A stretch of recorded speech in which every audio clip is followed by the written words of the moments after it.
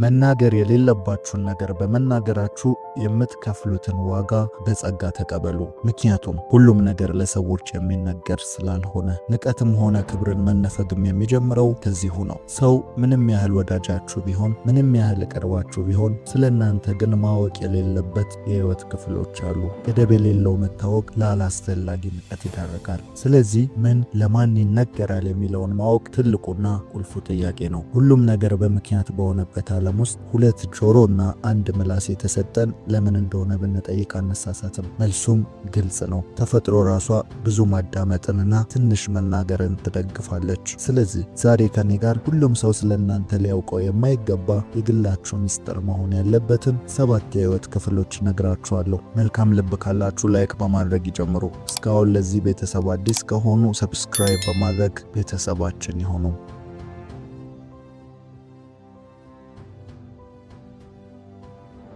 ሰው ሁሉ ድካም ይኖረዋል። ያንንም ለሰዎች ተናግሮ መፍትሄን ወይም መድኃኒትን ያገኝለታል። ለሰው መድኃኒቱ ሰው ነው የሚባለውም በምክንያት ነው። ነገር ግን ሁሉም ነገር ለሰው አይነገርም። ይህ ማለት አፍ የተሰጠን መርጠን እንድንናገር ነው ማለት ነው። ይህ ባይሆን ኖሮ ሰው ታይቶ የሚነበብ ግልጽ ፍጥረት በሆነ ነበረ። ስለ ራሳቸው ምንም ሳያስቀሩ የሚናገሩ ሰዎች በመጨረሻም ይጸጸታሉ። የሚናገሩትንም ባለመምረጣቸው ዋጋ ሲከፍሉ ይገኛሉ። እናንተ ግን ይህ እንዳይሆን ከህይወት ክፍሎቻችሁ ውስጥ መናገር የሌለባችሁን 7 ነገሮች እነግራችኋለሁ። እነዚህ 7 ነገሮች አልበርት አንስታይን በህይወት በነበረበት ጊዜ ለማንም ማጋራት የሌለባችሁ ሚስጥሮች ናቸው ሲል ተናግሮ ነበረ። አሁን ወደ 7ቱ ለማንም መናገር ወደሌለብን ሚስጥሮች እንሄዳለን። አንደኛው ለማንም መናገር የሌለብን አሸናፊ የሆንበትን ሚስጥር ነው። አሸናፊ የሆናችሁበትን ሚስጥር መናገር የሌለባችሁ ያ የእናንተ ቁልፍ ስለሆነ ነው። ጥንካሬያችሁን አሳዩ እንጂ አትናገሩ።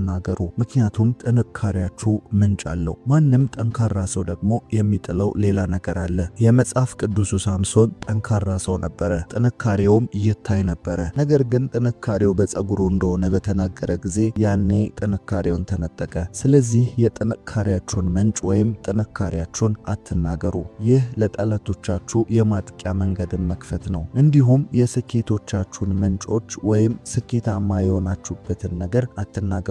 ይህ ማለት ለሌሎች አታበረታቱም ወይም አትረዱም አታግዙም ማለት አይደለም። ነገር ግን ለስኬት ያበቋችሁን እነዛ ምስጢሮችንም ማጋራት ተገቢ አይደለም። ወይም ይህ ራሱን የቻለ ጊዜና ቦታ ያለው ነገር ነው። እስቲ ተመልከቱ። የትኛውም ሀብታም፣ የትኛውም ስኬታማ ሰው አንድ በአንድ ሁሉን ነገር አይዘረግፍም።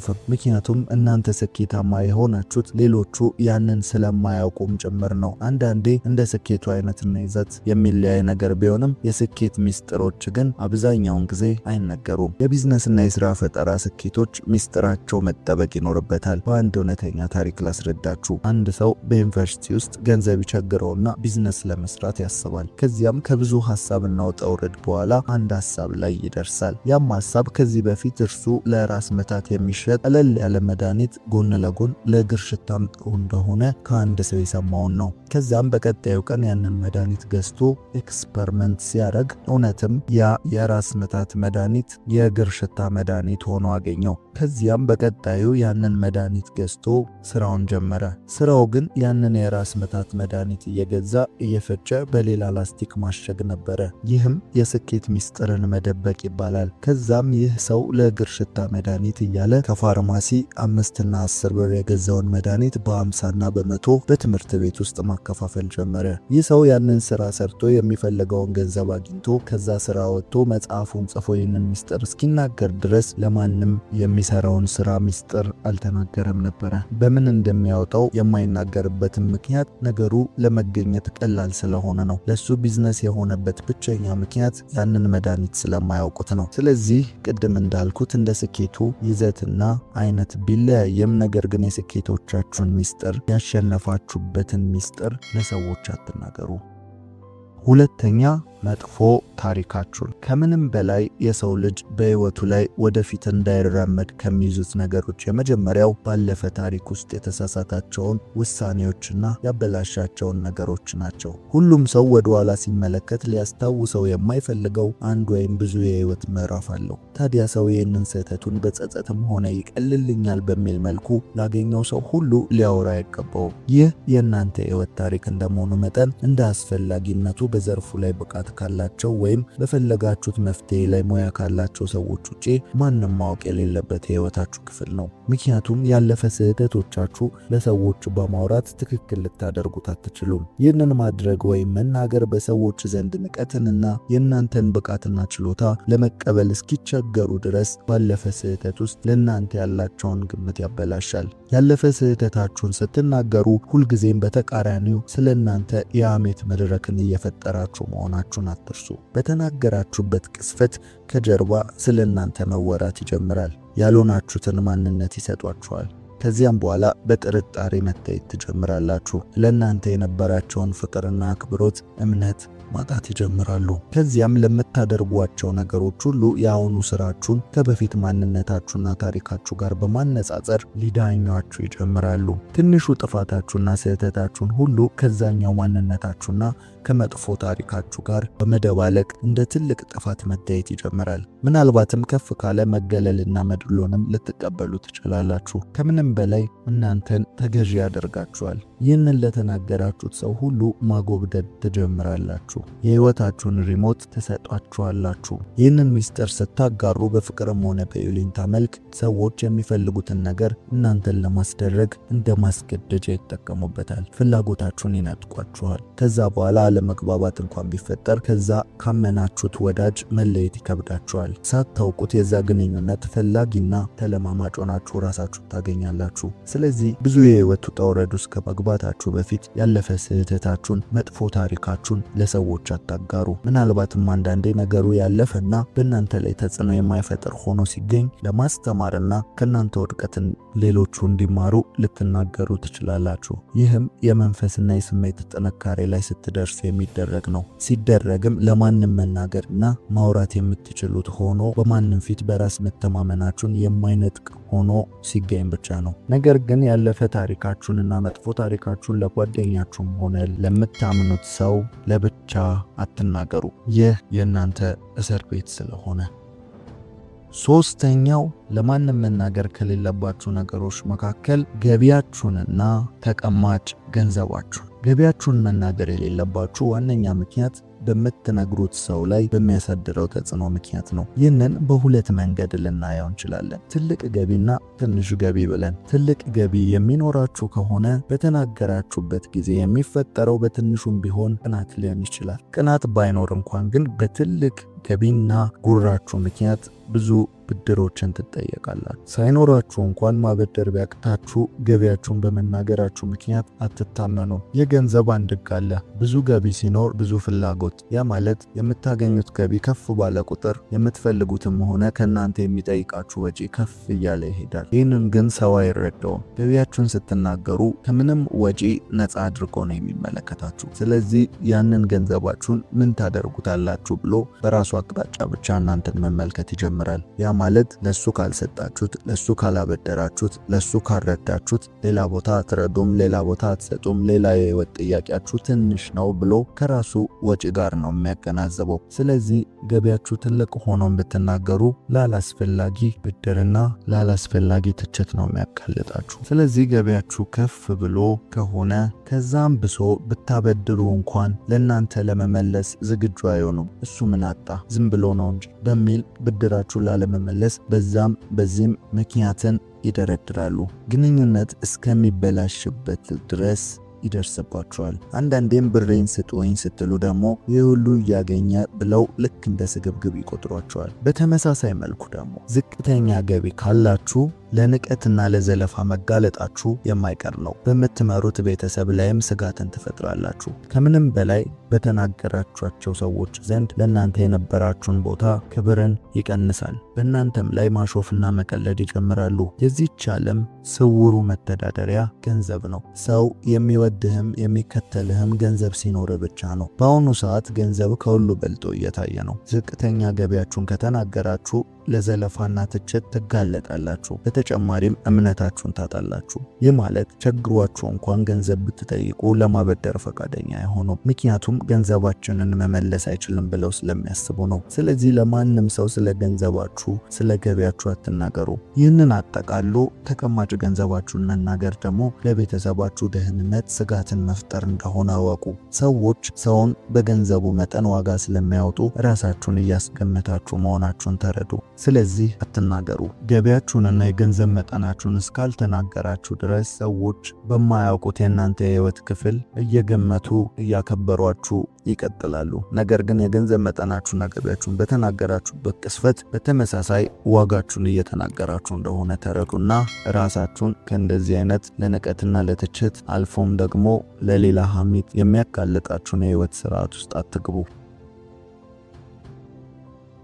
አራተኛ ማን ወዳጃችሁና ማን ጠላታችሁ እንደሆነ ነው። ይህ በጣም አደገኛና ከባድ መረጃ ነው። እናንተ የሆናችሁት በአካባቢያችሁ ነው። አካባቢያችሁ ህልውናችሁ ነው። ትክክለኛ ወዳጆች ሁሌም የማይታወቁ መሆን አለባቸው። የጠላቶቻችሁ ዋና ዓላማ ከእናንተ በፊት አቅራቢያችሁ ያሉ ሰዎች ስለሆኑ ነው። አስተውላችሁ እዩ። ዘራፊና ገንዘብ ተቀባዮች ራሱ ያገቱት ሰው ሁሌም ዓላማቸው አይደለም። ዓላማቸው ባገቱት ሰው ጋር ጥሩ ወዳጅነት ያለው ለዛ ለታገተው ሰው ሲል ምንም መክፈል የሚችለው ሰው እንጂ። ስለዚህ እናንተን ለማጥቃት ትልቁ መንገድ የምትወዱትን መጠቅ ነው፣ የምታምኑትን መጥለፍ ነው። እዛ ሰው ጋር ስለናንተ በቂ መረጃ ሊገኝ ስለሚችል። ስለዚህ ሁሌም ወዳጃችሁን ለሰዎች አትናገሩ።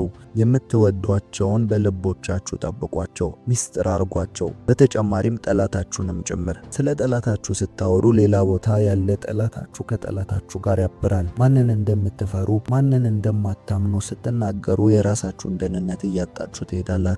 ጠላቶቻችሁ በተመሳሳይ ፍላጎት ላይ የሚያገናኛቸውን ድልድይ ትፈጥራላችሁ። ምናልባትም ጠላቶቻችሁ እርስ በእርስ ባይተዋወቁ እንኳን የጠላቴ ጠላት ወዳጄ እንደሚባለው የእናንተን ጠላት በመሆናቸው ብቻ እርስ በእርስ ይወዳጃሉ። ስለዚህ ስለ እያንዳንዱ ሰው በእናንተ ዘንድ ስላለው ቦታ ለሰዎች በግልጽ አትናገሩ። ወዳጃችሁንም ጠላቶቻችሁንም በልቦቻችሁ ያዙ፣ አትናገሩ። አምስተኛው ለማንም መናገር ከሌለባችሁ ነገሮች ውስጥ ራእያችሁን ነው። ራእያችሁን አታጋሩ። በእውነቱ ከሆነ ራእይ ለሰው ነው። በውስጣችሁ ያ ፍላጎት ሲያድር ለሰዎች በቶሎ አታጋሩ። ምክንያቱም እናንተ የምታዩትን በትክክል አይታያቸውምና ነው። ምክንያቱም ራእይ ከሆነ ያ ነገር የእናንተ ብቻ ነው። ያ የሚገባችሁም የምትረዱትም ወይም የተሰጣችሁ ለእናንተ ነው። በእናንተ ልክ የእናንተ ራእይ ሊኖረው የሚችል ሰው የለም። ይህ በውስጣችሁ ሐዘንን ከመፍጠሩ በፊት አይረዱኝም ከማለታችሁ በፊት ራእያችሁን ለሰዎች አታጋሩ። አንድ ትልቅ አጀንዳን ስታነሱ ወይም ሲገለጥላችሁ በልባችሁ ማቆየትን ተለማመዱ። ራሱ የሚገለጥበት በአካል ቅርጽ የምታስይዙበት ቀን ስላለ ያኔ ባያችሁት ልክ ማየት ይችላሉ። እስከዛ ድረስ ግን ሊታያቸው እንደማይችል እወቁ። የምታስቡትን የህፃናት ጨዋታ አድርገው ከመቁጠራቸው በፊት እናንተም እነርሱን ሰምታችሁ እውነትም ጅል ነኝ እንዴ ምኑን ነው ያሰብኩት ከማለታችሁ በፊት ነገሩን በልባችሁ ባመናችሁት ልክ አካል እንዲለብስ ወደ ተግባር ግቡ እንጂ በዛ ነገር ላይ ሰውን ለማሳመን አትልፉ። እስቲ ያስቡት። መጀመሪያ ሰው በሰማይ ላይ መብረር የሚል ሐሳብ የመጣለት ሰው በጓደኞቹ በህብረተሰቡ ዘንድ አውሮፕላንን ከመስራቱ በፊት ሐሳቡን ሊያስረዳ ቢሞክር ምን ሊፈጠር እንደሚችል ተረዱ። ራእይ የሆነበት ምክንያት ሁሉም ሰው ማየት ባለመቻሉ ነው። ስለዚህ ራእያችሁን ለማንም አታጋሩ። ሁለተኛው ምክንያት ደግሞ እንዳይሰረቅና ባሰባችሁት ልክ ሳይሰራ ተልከስክሶ እንዳይጠፋ ነው። ራእይ በባለ ራእዩ እጅ ካልገባ ያልታያቸውን ምስል ለመስራት ስለሚጥሩ ነገሩ ምልክት እንጂ በትክክል ሐሳቡን ማውረድ አይችሉም። ስለዚህ ባለ ራእዩ ከሆናችሁ ነገሩን እስከ ዳር ለማድረስ ራእያችሁን በልባችሁ ጠብቁ። ይህ ማለት ጓደኛን አትፍጠሩ፣ መንገድን አብሯችሁ የሚጓዝን ሰው አትፍጠሩ ማለት አይደለም። ነገር ግን ዋናውን ስዕል ዋናውን ራእይ ከማሳየታችሁ ይልቅ እየተጓዛችሁ ባላችሁበት መንገድ ላይ የሚያስፈልገውን በቅርብ ጊዜ ልታደርጉ ያላችሁትን ነገሮች፣ አብረዋችሁ እንዲያደርጉ የምትፈልጓቸውን ሰዎች ወይም ደግሞ እንዲረዷችሁ የምትፈልጓቸውን ሰዎች ብቻ እያናገራችሁ ጊዜያዊ መፍትሄን እየጠየቃችሁ ተጓዙ። እናንተ የምትጓዙት ረጅም መንገድ ቢሆንም ለነሱ ግን አሁን ላይ ሊታያቸው የሚችል ሊገባቸው የሚችል ትንንሽ ነገርን ብቻ እየጠየቃችሁ እርዳታ እየጠየቃችሁ ተጓዙ። ያ ነው የራዕይ መንገድ። ዋናውን ትልቁን ስዕል ማንም ሊመለከትላችሁም ሊረዳችሁም ስለማይችል ነው። ስለዚህ ራዕያችሁን የግል ሚስጥር አድርጉት። ስድስተኛው ስለ ሰው አትናገሩ። ይህ በተለምዶ ሐሜት የምንለው ነው። እናንተ መታማት አትወዱም። ስለ እናንተ እንዲወራ አትፈልጉም። ታዲያ ለምን ስለ ሌላ ሰው ታወራላችሁ? ግድግዳን ስትገፉት በተመሳሳይ ፎርስ እናንተን ይገፋችኋል። ያም አክሽን ኤንድ ሪአክሽን ፎርስ ይባላል። ህይወትም እንደዚህ ነው። አንተ ስለ ሌላው ሐሜት ላይ በተሳተፍኩ ቁጥር ስለ አንተም የሚወራው ወሬ አድማሱ እየሰፋ ይሄዳል። ምድር ላይ ያወጣኸውን ኢነርጂ ውጤት ታገኛለህ። ጊዜን ስለ ሰው በማውራት አታጥፋ። ጓደኛ ሲታማ ለኔ ብለህ ስማ እንደሚባለው አንተ ስታማ የሚሰሙ ሰዎች ነገ እነርሱንም እንደምታማቸው ማሰባቸው ወይም መገመታቸው አይቀርም። ደግሞም ልክ ናቸው። ስለዚህ ሐሜትን ስለ ሰው ማውራትን አቁሙ። ምንም አይነት የሰው ስህተትን በሌላ ሰው ፊት አጋፍጣችሁ አትስጡ። የሰው ገመናንና ምስጢርን የመሸከም ትከሻችሁን አስፉ። ይህ እናንተ በሰዎች ዘንድ ጥሩ ተአማኒነትንና ተወዳጅነትን እንዲኖራችሁም ያደርጋል። ስለዚህ በምንም ሁኔታ ስለ ሰው አታውሩ። ከዛ ጋር ተያይዞ ልናነሳ የምንችለው ነገር ቢኖር ስለ ቤተሰባችሁም አትናገሩ ብለን ነው። ምናልባት በቤተሰብ ውስጥ እየኖራችሁ ይሆናል፣ ወይም የራሳችሁን ቤተሰብ መስረታችሁም ይሆናል። በሁሉም መንገድ ግን የቤተሰባችሁን ገመና ለውጭ ሰው አሳልፋችሁ አትስጡ። በቤተሰብ ጉዳይ የተከሰተው ማንኛውም ነገርን የሚመለከተው ቤተሰብን ብቻ ነው። ይህ የሚከሰተው እናንተ ቤት ብቻ አይደለም። በሁሉም ቤተሰብ ቤት ውስጥ የሚያልፍበት የራሱ ችግር አለ። ትንንሽ ጭቅጭቅና ትንንሽ ክርክሮች ይከሰታሉ። ይህም አለመስማማትም ሆነ አንዳንዴ ደግሞ መቋጫ የሌለው አለመግባባት ይኖራል። ነገር ግን በዚህ ጊዜ ክፍተት መፍጠር የለባችሁም። ለማንም ሰው ዳኝነት ጓደኛንም ሆነ ሌላ አካልን በቤተሰብ ጉዳይ አታስገቡ። ትልቁ መርከብ በትንሽ ቀዳዳ አብዝቶ በገባው ውሃ ምክንያት ሊሰጥም ይችላል። በተጨማሪም አንዳንዴ ከጸብና ክርክር ውጪ ቤተሰብ የሚያልፍበት ሌላ የገንዘብና የህመም ወይም የተለያዩ ችግሮችን አሳልፋችሁ አትስጡ። ከማንም ጋር አትወያዩበት። ቤተሰባችሁን አደጋ ላይ አትጣሉ። ቤተሰብ በእናንተ ምክንያት ድክመቱ ታውቆ ሀፍረትና መሸማቀቅ ውስጥ ሊገባ አይገባም። ይህንን ስታደርጉ ደግሞ መጀመሪያውኑም የቤተሰቡ ምስጢር የእናንተም ጭምር ስለሆነ ነው። ነገር ግን የእናንተ ብቻ አይደለም። ስለዚህ መናገር እንኳን ቢያስፈልግ የቤተሰቡ የግል ፍላጎት ከግምት ውስጥ ገብቶ በውይይት የሚፈቀድ ነገር መሆኑን አትርሱ። ካለዚያ እንደ ራሳችሁ ብቻ ምስጢር በየቦታው ከዘራችሁት ለጠላት ሰፊ በርን ትከፍታላችሁ። የቤተሰባችሁን ደህንነት አደጋ ላይ ትጥላላችሁ። ስለዚህ የእናንተ ቤት ጓዳ ማንም ሰው ማወቅ አይኖርበትም። ይህ የግል ጉዳይ ስለሆነ። በተጨማሪም ለእናንተ ቅርብና ታማኝ ሰው ከቤተሰባችሁ በላይ ቅርብ የሚሆን የለም። ሊረዷችሁም ሆነ ሊረዷችሁ ቤተሰባችሁ ከእናንተ ጋር ናቸው። ስለዚህ መፍትሄን ፍለጋ ሌላ የሚጎዳችሁን ነገር አታድርጉ፣ አታውሩ። ይህ ምስጢርን መጠበቅ የእናንተን ኃላፊነት የመጠበቅ ብቃት ያሳያል። ስለዚህ በሐሜት መሳተፍም የለባችሁም። ስለ ቤተሰባችሁም ለሰዎች ተንትናችሁ መናገር የለባችሁም። ሰባተኛውና የመጨረሻው የወደፊት እቅዳችሁን ነው። የሰው ልጅ ወደፊትን በአይነ ህሊናው የመሳል ከፍተኛ አቅም አለው። ይሄ ኢማጂኔሽን ደግሞ ወደ እቅድና ወደፊት ላይ ብዙ እንድታስቡ ያደርጋል። ያም በውስጣችሁ ልዩ ስሜትን ይፈጥራል። ከዛም ልክ በዛ ጊዜ ተናገሩ የሚል ስሜት በውስጣችሁ ይፈጠራል። ስለዚህ የሰው ልጅ ተፈጥሮ አዲስ ሐሳብንና የወደፊት እቅድን ለሰዎች የመናገር ጥልቅ ፍላጎት ያድርበታል። ይህ ግን ሁለት ጉዳት አለው። አንደኛ አእምሮአችን የሚጠቀመው ዘዴ ሲሆን፣ ሁለተኛ ሰዎች ጋር በመድረሱ የሚፈጠረው ስሜት ነው። አንደኛ አእምሮአችን የሚጠቀመው ስሜት ስንል አእምሮ በተደረገና ሊደረግ ባለ ነገር መካከል የሚለየው በሚሰማን የእርካታ ስሜት ብቻ መሆኑ ነው። ያም ማለት ነገሩ ከመደረጉ በፊት ያንን የእርካታ ስሜት ካገኘው ነገሩ እንደተደረገ የመቁጠር ባህሪ ያለው። ይህም ለዛ ነገር የሚያሳድረው ግፊትና ኃይል እየቀነሰ ይመጣል። በዚህም ምክንያት ያቀደውን ሳያደርግ እኛም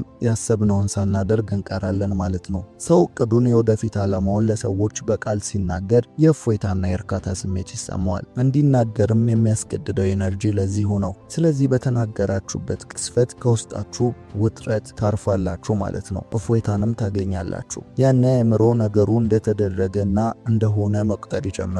ስለዚህም ለዛ ተግባር ያወጣ የነበረውን ኢነርጂና ኃይል ግፊት ይቀንሳል ወይም ያቆማል። ብዙዎቻችን በዚህ ምክንያት የምንፈልገውን ነገር ሳናደርግ ቀርተን እናውቃለን። እናቅዳለን፣ አንፈጽምም። ምክንያቱም ለሰዎች በመናገራችን ምክንያት ኢነርጂያችን ስለወጣ ነው። ስለዚህ እቅዳችንን ለሰዎች መናገር የለብንም። እቅዳችንን ለሰዎች መናገር የሌለብን አንደኛው ምክንያት ይሄ ሲሆን፣ ሁለተኛው ደግሞ በመናገራችን ምክንያት በተናገርነው ሰው ላይ የምናሳድረው ስሜት ነው። ሰው ምንም ያህል ጥሩና መልካም ቢሆን ራሱን ግን ማወዳደሩ የማይቀር ነው። ይህ ማለት በምትናገሯቸው ነገር ላይ ሊያበረታቷችሁም ሊያደንቋችሁም ይችላሉ። በተቃራኒው ግን በውስጣቸው የበታችነትን ስሜት ትፈጥራላችሁ። ያም ማለት ራሳቸውን ከእናንተ ጋር ያወዳድራሉ። እናንተ ለመጎበዝ፣ እናንተ ለመለወጥ፣ እናንተ ብዙ ነገርን ለመፍጠር ባሰባችሁበት ልክ የእነሱን ስንፍና ታሳያችኋላችሁ። ስለዚህ ሰዎች ደግሞ ስንፍናቸውን የሚነግራቸው ወይም ደግሞ የእነሱን ማነስ የሚነግራቸውን ሰው አይፈልጉም። ስለዚህ ራሳቸውን ከእናንተ ጋር በቁመትም ማለካከት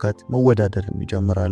ስለዚህ ቅናት ይፈጠርባቸዋል። ቅናቱ መልካምም መጥፎም ሊሆን ይችላል። ለእናንተ መንገድ መሳካትም እንቅፋትም ሊሆን ይችላል። እምነትና ቃል ኃይል አላቸው። ይህ ማለት እነዛ ሰዎች በእናንተ ላይ የቅናትና እንዳይሳካላችሁ ቃል ሲያወጡ ወይም እንዳይሳካላችሁ ሊያምኑ ይችላሉ። ይህ በተዘዋዋሪ ሁሉ ነገር ኢነርጂ በሆነበት ዓለም ውስጥ እናንተ ጋር በማታውቁት መንገድ ተጽዕኖን መፍጠሩ የማይቀር ነው። የእነርሱ የእናንተን ውድቀት መመኘትና መፎካከር አንዳንዴም ብሎ ሀሳባችሁን መስረቅ ድረስ የሚደርስ ትልቅ ውጣ ውረድ ውስጥ ልትገቡ ትችላላችሁ። ስለዚህ የእነርሱን ኢነርጂ የእናንተን ተነሳሽነት ሊያጠፋው ይችላል። አንዳንዴም አይሆንም፣ አይሳካም የመሳሰሉ ተስፋ አስቆራጭ ሁኔታ ስር ሊከታችሁ ይችላል።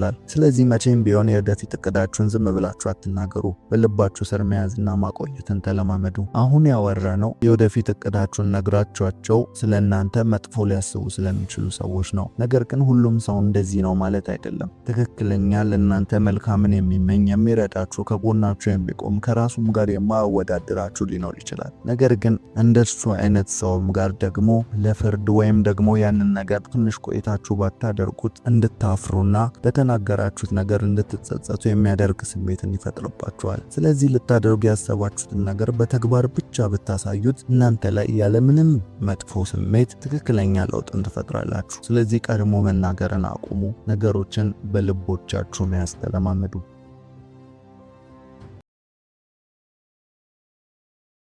ምን ያህል በሳል ናችሁ? ብስለትስ ምንድን ነው? በዛሬው ቪዲዮ አንድ ሰው ከህፃንነት ወይም ከልጅነት ወደ ብስለት መሸጋገሩን የሚያመለክቱ 10 ምልክቶችን እናወራለን። እንደ ዕድሜ መሆን ምንድን ነው? ብስለትስ ከዕድሜ ጋር ይገናኛል?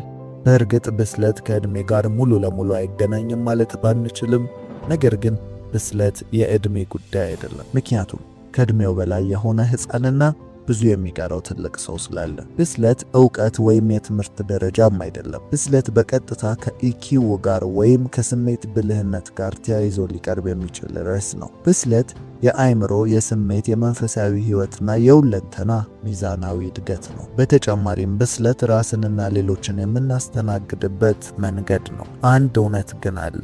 ብስለት በዕድሜ ተጽዕኖ ስር ግን ይወድቃል። እንደ ዕድሜ ያልሆነውን ሕፃን ብንተወው እንኳን እንደ ዕድሜ ያልሆነውን ትልቅ ሰው ግን ዕድሜው የሚጠይቀውን ብስለት ባለማሟላቱ በህይወቱ፣ በቤተሰቡ፣ በትዳር አጋሩ፣ በልጆቹ በሚመራው የዕለት ተዕለት እንቅስቃሴ ላይ ለመምራት የማይበቃ ወይም እምነት የማይጣልበት ሆኖ ይገኛል። ታዲያ አንድ ሰው ከህፃንነት ወይም ከልጅነት አስተሳሰብ ወደ ብስለት መሸጋገሩን የሚጠቁሙ ባህሪዎች ምንድን ናቸው? በዚህ ቪዲዮ አንድ ሰው ከልጅነት አስተሳሰብ ወደ ብስለት ሲሸጋገር የሚስተዋሉትን 10 ምልክቶች እናወራለን። የእናንተ ላይክ ማድረግ ቪዲዮ ለብዙዎች እንዲደርስ ስለሚረዳ መልካም ልብ ካላችሁ ላይክ በማድረግ ይጀምሩ። አብዛኞቻችሁ ደግሞ ለዚህ የቁም ነገር ቻናል አዲስ ከሆኑ ደግሞ ሰብስክራይብ በማድረግ ቤተሰባችን ይሁኑ።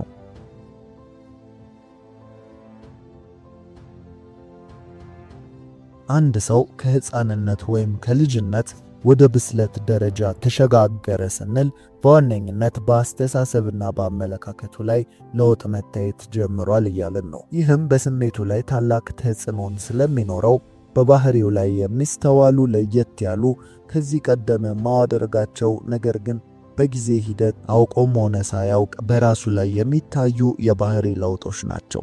ወደ እነዚህ ለውጦች ስንገባ ከ10 የመብሰል ምልክቶች መካከል አንደኛው የተቆጠበ ንግግር ወይም ብዙ በማውራት አለመደሰት ነው።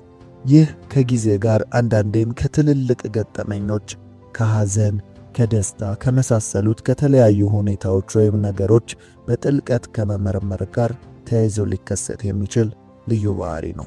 የሰው ልጅ ደስታንና እርካታን ፈልጎ ወይም በምድር ላይ አዲስ የማይጠገብን ነገር ፈልጎ ማግኘት ሲያቅተው ሁሉም ነገር የተደረገና የሚደረግ እየተደረገ ያለ እንደሆነ ሲረዳ በትንሹ ስሜቱን በዝምታ ያንጸባርቃል።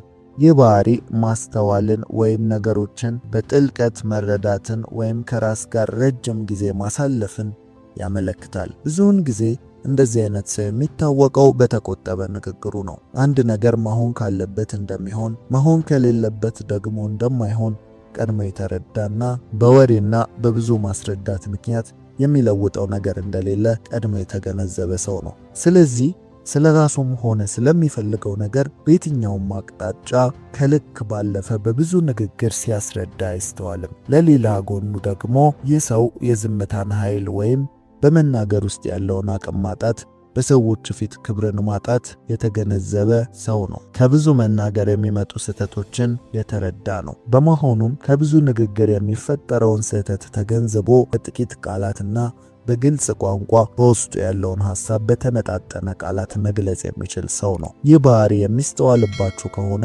ከብስለት ምልክቶች ውስጥ የመጀመሪያውን አሟልታችኋል ማለት ነው። ከበሳል ሰዎች ምልክቶች ውስጥ ሁለተኛው ልዩነትን ማክበር ነው። በሳል ሰው ከምንም በላይ ሰዎች ላይ ጫናን መፍጠር ወይም የራሱን ነገር እንዲቀበሉ አያስገድድም፣ ወይም መመሳሰል የግዴታ ነው ብሎ አያምንም። በልዩነት ያምናል።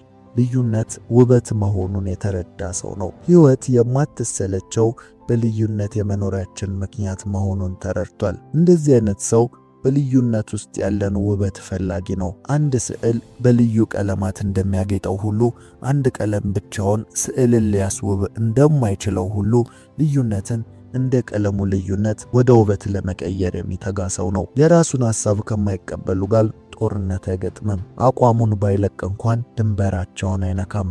ይህ ከመብሰል ምልክቶች አንዱ የሆነው ባህሪ በሀገራችን ላይ ትልልቅ ባልናቸው ፕሮፌሰርና ዶክተሮች ላይ አለመንጸባረቁ ብስለት የትምህርትና የዕድሜ ጉዳይ አለመሆኑን ቁልጭ አድርጎ ያሳየናል። በዛው መጠን እዚህ ጋር ለማሳሰብ የምንወደው ካላዋቂዎች ጥፋት ይልቅ የአዋቂዎች ዝምታ ብዙ ይጎዳናልና በሀገራችን የምናየው ይህንኑ ነው። በሳል ሰዎች ዝም በማለታቸው ምክንያት ምድራችን ያልበሰሉ ሰዎች መድረክ መሆኗ ያሳዝናል። ልዩነትን ማክበርና መቀበል ነገርን ለማረጋጋት የምንወስደው መፍትሄ ሳይሆን የበሰሉና የሰለጠኑ ዜጎች መገለጫ ነው። በመሆኑም ይህ ምልክት ካለባችሁ ልዩነትን አምኖ መቀበል የምትችሉ ከሆነ ከብስለት ምልክቶች ውስጥ ሁለተኛውን አሟልታችኋል ማለት ነው። ከበሳል ሰዎች ምልክቶች ውስጥ ሶስተኛው ከጭፈራና ከመዝናናት ይልቅ እንቅልፍ የተሻለ መሆኑን ይረዳሉ። ይህ ራስን እያስጨነቁ ወይም እየፈለጉ አለማድረግ አይደለም። ነገር ግን በሳል ሰዎች ለዓለም ባላቸው መረዳት ምክንያት ጓደኞቻቸው እንውጣ፣ እንዝናና፣ እንጨፍር፣ እንደሰት በሚሏቸው ጊዜ እነርሱ ግን ከዛ በመቅረት በእረፍት ጊዜያቸው ጥሩ እንቅልፍን ለሰውነታቸው ይመግባሉ። ይህንን ሲያደርጉ ወደ ብዙ ልንረዳው እንችላለን። አንደኛ፣ ቅድም እንዳልኩት ለዓለም ባላቸው ንጹህ ከጽንፈኝነት በጸዳ አእምሮ በሚያዩበት ጊዜ ከነዚህ ነገሮች ጀርባ ስላለው ክብርን ማጣት፣ በርካሽ ቦታ መገኘት፣ ራሳቸውን ከማይመጥን ስፍራ ማራቅ፣ በተጨማሪም ደግሞ በተጣራ ሁኔታ ትርፍና ኪሳራቸውን አስልተው ለመዝናናት የሚወጣው ጉልበትና ገንዘብና ጊዜ ይልቅ በነፃ የተሰጣቸው እንቅልፍ አሊያም ከራሳቸው ጋር ማሳለፍን ምርጫ ያደርጋሉ። ይህ ጥልቀት የሚያስፈልገው መረዳት እንጂ ከላይ ካየነው ሕይወትን አሰልቺ ማድረግ መስሎ ይታየናል። ነገር ግን በሳል ሰዎች ይህንን ሲያደርጉ ምንም አይነት ሐዘንና ጸጸት አይታይባቸውም። ተገደውም እንዳልሆነ በምርጫቸው ከሚዝናኑት ሰዎች በላይ ደስተኛ መሆናቸውን ስትመለከቱ ትረዳላችሁ። እነዚህ ሰዎች አንድ የተለየ ነገር እንደገባቸው ያስታውቃሉ።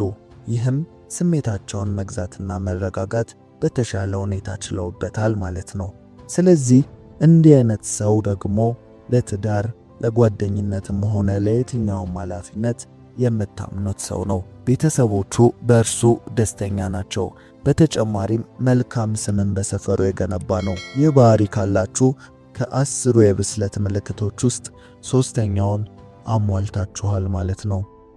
4ኛ ፍቅርን በግድ አያደርግም። ፍቅር ስሜት እንጂ የምክንያትና ሰበብ ድርደራ እንዳልሆነ ጠንቅቆ ያውቃል። ሲወድም ሆነ ሲወደድ ፍቅር በግድ ሊሆን እንደማይችል ተገንዝቧል። ስለዚህ ከከንቱ ድካምና ልፋት ራሱን የጠበቀ ሰው ነው። በሳል ሰው ፍቅርን በፍቃድ ላይ ብቻ ይመሰርተዋል። ማፍቀር መታደል ነው፣ ያፈቀሩትንም ሰው የራስ ማድረግ እንዲሁ። ነገር ግን ማፍቀርና ያፈቀሩትን የራስ ማድረግ መካከል ሰፊ ገደል አለ፣ ያም ፈቃድ። ለዚህ ፈቃድ ለሚለው ገደል ደግሞ ድልድዩ የተፈቃሪው ሰው ፈቃድ ይሆናል ማለት ነው። የብዙዎቻችን ችግር ይህ ነው፣ የወደድነውን የራስ ለማድረግ የሚከፈል መስዋዕትነት። በሳል ሰው ግን ይህንን አያደርግም፣ ምክንያቱም ራሱ ወዳድ አይደለም። የራሱን ስሜት የራሱን ፈቃድ ብቻ የሚከተል አይደለም። ስለዚህ ነፃ ሆኖ ማሰብን፣ ማስተዋልን፣ መመርመርን ጠንቅቆ ያውቅበታል። ስሜቱን ይቆጣጠራል፣ እንዲሁም ራሱን ይገዛል። ይህ ባህሪ ካላችሁ ከ10 የብስለት ምልክቶች ውስጥ 4ኛውን አሟልታችኋል ማለት ነው። 5ኛ በቀላሉ አይፈርድም። በሳል ሰው ነገሮችን የማስተዋል ወይም በጥበብ የመመርመር ችሎታው ከማንም ሰው ይልቅ ላቅ ያለና ከፍ ያለ ነው። በዚህም ችሎታው ምክንያት የሰውን ችግር መረዳት ይችላል። በማንም ላይም አይፈርድም። በሳል ሰው አትፍረድ ይፈረድብሃል በሚለው ሕግ ነው የሚንቀሳቀሰው። ኮሽ ባለ ቁጥር በወሬና በሐሜት ሁሉ ላይ እየተሳተፈ ጣቱን በሌሎች ላይ እየቀሰረ ሰዎችን ሲኮንንና በድካምና በስንፍናቸው ላይ ሲዘባበት አይታይም። ይልቁኑ በነገሮች ሁሉ ላይ ይህንን ስለምን ሲሉ አደረጉት ብሎ ይጠይቃል።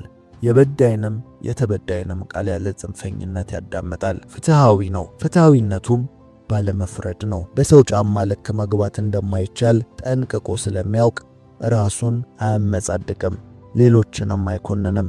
ለመረዳትና ለመርዳት የሚችለውን ያደርጋል እንጂ። በሳል ሰው የማይፈርድበት ሌላኛው ዋነኛው ምክንያት በዚህች ዓለም የሚከናወን ሁሉ ነገር መደረግ የሚችል እንደሆነ ስለተገነዘበ ነው። ዓለምን በጥልቀት ይፈትሻል፣ ይመረምራል። በመጨረሻም ሰው ስለሆነ ይሳሳታል፣ ልክም ይሆናል። ያጠፋል፣ ደግሞ ያበጃል። ይጸድቃል፣ ደግሞ ይኮነናል። በቃ ይህ የሰውነት ጸባይ ነው። ሁሉም ሰው በተገለጠና ባልተገለጠ ጥፋት መካከል ይለያይ እንጂ ሁሉም ድካም አለው። ሁሉም ሊያወራው የማይፈልገው ያለፈ በደል አለው። ሁሉም ሰው ኃጢአተኛ ነው። ስለዚህ በሳል ሰው ይህንን በመረዳት በማንም ላይ የፍርድ ጣቱን ሲጠቁም አይታየም። ይህ ባህሪ ካላችሁ ከ10 የመብሰል ምልክቶች ውስጥ 5ኛውን አሟልታችኋል ማለት ነው። 6ኛ የተከፈተ አእምሮ። የበሳል ሰው መገለጫ ከሆኑት መካከል ዋነኛው የተከፈተ አእምሮ ነው፣ የፈጠራው ችሎታው ነው። ይህ በሳል ሰዎችን ከላይ ላነሳናቸው ባህሪዎች ሁሉ እንደ ዋነኛው ባህሪ ነው። በሚያስደንቅ ሁኔታ በሳል ሰዎች ከማህበረሰቡ፣ ከቤተሰቡ፣ ከሁሉም ነገር ነፃ በሆነ ተጽዕኖ በሌለበት መልኩ ማሰብን ይችላሉ። የተከፈተ አእምሮ አላቸው። በነፃነት ከሳጥን ውጭ ያስባሉ። አዲስ ነገርን ለመሞከር አይፈሩም። ሪስክ መውሰድ ይችላሉ። በሳል ሰዎች በዚህ በነፃ አእምሯቸው ዓለምን አብጠርጥረው ይፈትሿታል። የሕይወትን ትርጉም ለምንና እንዴት እንደመጡ ይጠይቃሉ። በነፃነት ይመረምራሉ። ለመመርመር ለማወቅ ክፍት ናቸው። በዚህ ምድር ሐሳብ ተለዋዋጭ ነው። ግትር አይደሉም።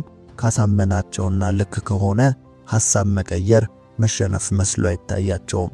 የተማሪነት ልብ አላቸው። ሁሌም ከሚያውቁት የማያውቁት እንደሚበልጥ የተረዱ ናቸው። ከበሳል ሰዎች መካከል አንድ ሰው እንዲህ ብሏል፣ እኔ የማውቀው አለማወቄን ነው። ይህን ንግግር የተናገረው ሶቅራጠስ ነበረ።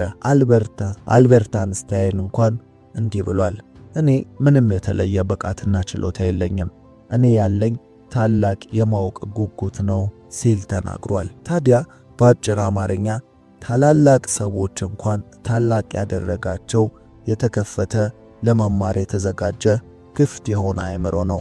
የድንቁርና ዋናው መንስኤ የተዘጋ አእምሮ ነው። ጠባብ፣ ውስን፣ ከሚያውቀው ውጪ ለመጨመር የማይፈልግ ሁሉን የሚያውቅ የሚመስለው ያ ነው መሃይምነት። የተከፈተ አእምሮ ካላችሁ ሁሌም ራሳችሁን እያሻሻላችሁ ትገኛላችሁ። የተዘጋ አእምሮ ካለው ፕሮፌሰር ጨረስኩ ብሎ ከተቀመጠው ምንም ያልተማረው የተከፈተ አእምሮ ያለው አንድ ግለሰብ ነገ ከፕሮፌሰሩ የተሻለ የኑሮና የህይወት መሻሻልና ጥልቅ ዕውቀት ውስጥ ታገኙታላችሁ። የተከፈተ አእምሮ ሁሉም የተሻለ ቦታ ያደርሳል። ተማሪ ካለ አስተማሪ የትም አለ እንደሚባለው ማለት ነው። ይህ ባህሪ ካላችሁ ከበሳል ሰዎች ባህሪ ስድስተኛውን አሟልታችኋል ማለት ነው። ሰባተኛ ጸብን በዝምታ ካስፈለገ በመሸነፍ ያሳልፋል። በሳል ሰው ለ70ና 120 ለማያልፍ ለጥቂት ዓመት ጸብን በሕይወቱ አይጋብዝም። የማሳለፍን ጥበብ ተክኖበታል። ነገሮችን በዝምታ ያልፋቸዋል። ሁሉን ችሎ ማሳለፍ ያውቃል። ስሜታዊ አይደለም፣ ራሱን ይቆጣጠራል። ስለዚህ ጸብ ወይም ጥል ሲፈጠር ምክንያታዊ እንጂ የፈለገውን አያደርግም። ከጸብ ይሸሻል፣ ቢገጥመው ያሳልፋል። የተሳዳቢን ስድብ ችሎ ያላዋቂዎችን ንግግር ችሎ እሱ ግን በጥበብ በማስተዋል ጸቡ ቢፈጠር የሚያስከትለውን ጉዳት በሱም በተጣዩም ሕይወት ላይ የሚኖረውን ተጽዕኖ ብሎም የሚያስከትለውን አይሽሬ ቁስል ምህረት ቢኖረው እንኳን ስለማይጠፋው ጠባሳ ሲል ሁሉን ይታገሳል። ሰፊ ልብ አለው። ትከሻው ደንዳና ነው። ከፊት ከቀረበለት ጸብ ይልቅ በጸቡ የሚጎዱትን ኃላፊነት የወሰደላቸውን ቤተሰቡን፣ ልጅ ካለው ልጁን፣ ሚስት ካለው ሚስቱን፣ ብቻውን ከሆነ የሚወዱትን ያስባል። በሱ ድንገተኛ ስሜታዊነት ምክንያት ስለሚያስከፍላቸው ዋጋ፣ ስለነዛ እሱን ስለሚወዱት፣ ስለሱ ግድ ስለሚላቸው ሰዎች ያስባል። ስለዚህ ማሳለፍን ይመርጣል። ውሳኔው ከባድ ቢሆንም ራሱን ይገዛል። ይህ ሰው ለኃላፊነት ብቁ ነው። የበሰለ ጭንቅላት አለው ማለት እንችላለን። እንግዲህ ይህም ባህሪ ካላችሁ ከበሳል ሰዎች ባህሪያት መካከል ሰባተኛውን አሟልታችኋል ማለት ነው። ስምንተኛ የልብ ስብራትን ይቀበላል። በሳል ሰው ስንል ያው ሰው ነው። የሚገጥመው ችግር፣ የሚጋፈጠው መከራ አለ። ልክ እንደ ሰው ይከዳል፣ ይከስራል፣ ነገሮች ይበላሻሉ። በዚህ ጊዜ የልብ ስብራትን ይቀበላል። ይህ ማለት በቃ ሰውነቱን ያረጋግጥለታል። ግን በሳል ሰው የትኛውንም ስብራትን መቋቋም ይችላል። ዳግም እንዳይነሳ አርገው አያፈራርሱትም። ቢወድቅ አዋራውን አራግፎ፣ ቢመታ አልጋውን አነጣጥፎ ይነሳል። በቃ የማይታለፍ የሚመስል ሁኔታ ውስጥ ሲያልፍ የልብ ስብራትን ይቀበላል፣ ይቋቋማል። ምንም አይንካኝ አይልም፣ ፈሪ አይደለም። በሚወስናቸው ውሳኔዎች፣ በሕይወቱ ውስጥ በሚጋፈጣቸው ሪስኮች ብዙ ነገርን በሕይወቱ ላይ ያሳልፋል። ልቡ ይሰበራል፣ ነገር ግን ይቋቋማል። አለቃቃሽ፣ አጉረምራሚ፣ አማራሪ አይደለም። በቃ በአጭር አማርኛ የሕይወትን ኢፍትሃዊነት የተረዳ ሰው ነው። ስለዚህ ራሱን ለሚገጥሙት አደጋዎች ያዘጋጀ ሰው ነው። ይህ ባህሪ ካላችሁ ከበሳል ሰው ምልክቶች ውስጥ ስምንተኛውን ባህሪ አሟልታችኋል ማለት ነው። ዘጠነኛው የይቅርታ ልብ አለው። የበሳል ሰው ዋና መገለጫ ይቅር ባይነት ነው። ይቅር ባይነት ስንል ነገ ያ ሰው ያን በደል ሲበድለን የቀደመውን እያስታወሱ እየደመሩ ማሸማቀቅ ሳይሆን ከልብ የሆነ ይቅርታ ማለት ነው። ይቅርታ የታላቅና የበሳል ሰው መገለጫ ነው። ይቅርታ መሸነፍ አይደለም፣ ይቅርታ ማሸነፍ ነው። ይቅር ላይባል የሚችል ምንም በደል የለም። እዚህ ጋር አንድ ማሳሰብ የምንፈልገው ነገር ይቅርታ ለአንዳንድ ሰዎች ወደ ነበረው መመለስ ሊመስል ይችላል። ይህ እንደ በደሉ ይወሰናል። በደሉ ከባድ ከነበረና ከይቅርታ በኋላ ከዛ ሰው ጋር እንደነበራችሁ መሆን ግዴታችሁ አይደለም። ምክንያቱም በቃ የእናንተን ገደብ ሊጠብቅ ይገባል። የተጣሰባችሁን መብት እስካለ ድረስ የእናንተ ግዴታ ከልብ የሆነ ይቅርታ ብቻ ነው። ከዛ ጓደኛ ከነበራችሁ ድጋሜ ጓደኛ መሆን አይጠበቅባችሁም። በቃ ግን ንጹህ ይቅርታ። ምክንያቱም ሰው ሕይወቱ ላይ ማስቀጠል የሚፈልገውን ሰው መምረጥም መወሰንም ያለበት ያው ራሱ ሰው ነው። የይቅርታ ግዴታ ውስጥ ሆናችሁ በይሉኝታ የማትፈልጉትን ህይወት መቀጠል የለባችሁም። ከዱርዬና ከሚያበላሽ ሰው ጋር ግንኙነትን ከጀመራችሁ እንኳን እንደምታቋርጡ ሁሉ ከበደላችሁ ሰው ጋርም እንዳይደገም መራቅ ትችላላችሁ። ምክንያቱም ይቅርታ ስናደርግ መተው እንጂ መርሳት ስለማንችል፣ ምክንያቱም የሰው ልጆች ነን። ግን ንጹህ የይቅርታ ልብ ካላችሁ ከበሳል ሰው ምልክቶች ውስጥ 9ኛውን አሟልታችኋል ማለት ነው። 10ኛ ደስታውን ማንም ከማይደርስበት ቦታ የሰቀለ ሰው ነው። በሳል ሰው በራሱ በህይወቱ፣ በኑሮ፣ በሁሉም ነገር ደስተኛ ነው። በአጭሩ ደስታው ራሱ ጋር ነው። ከማንም ጋር ያዳበለው ደስታ የለም። ለመደሰት ራሱ በቂ ነው። አንዳንድ ጊዜ አንዳንድ አደገኛና ጥንቃቄ የሚያስፈልጋቸው ዕቃዎች ሲኖሩ በላያቸው ላይ ሕፃናት ከማይደርሱበት ቦታ ይቀመጥ የሚል ጽሑፍ ይሰፍርባቸዋል። በሳል ሰውም ልክ እንደዚሁ ደስታውን ማንም ከማይደርስበት ቦታ ያስቀምጠዋል፣ ከልቡ ስር ይሸሽገዋል። የማንም መምጣት፣ የማንም መሄድ፣ የማንም አብሮ መጓዝና አለመጓዝ ደስታውን አይሰጠውም፣ አይነጥቀውም። ደስታውን በሁኔታዎች ላይ አያደርግም። ደስታውን ራሱ ጋር፣ ደስታውን በተፈጠረለት ዓላማና በፈጠረው አምላኩ ላይ ብቻ ያደርጋል። ይህ ሰው በሳል ሰው ነው። ይህ ሰው ማመዛዘን ችሏል እንለዋለን። ስለዚህ ይህ ምልክት ካላችሁ ከበሳል ሰው ባህሪያት መካከል 10ኛውን አሟልታችኋል ማለት ነው። ከበሳል ሰው ባህሪያት ከ10 ስንት እንዳገኛችሁ በኮሜንት ላይ ጻፉልን። ከተመቻችሁ ላይክ፣ ቤተሰብ ካልሆናችሁ ደግሞ ደግመን እንድንገናኝ ሰብስክራይብ በማድረግ ቤተሰባችን ይሁኑ። እናመሰግናለን።